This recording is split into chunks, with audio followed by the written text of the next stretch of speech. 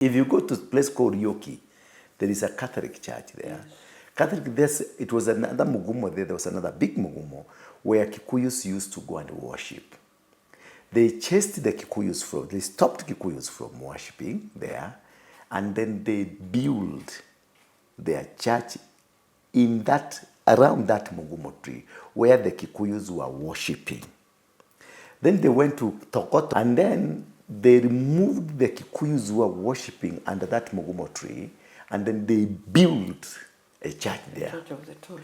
So you can look at the sequence and the plan and the deceit that I remove you from where you worship your God, but I build my own sanctuary, subdue you to my sanctuary to be able to go to worship.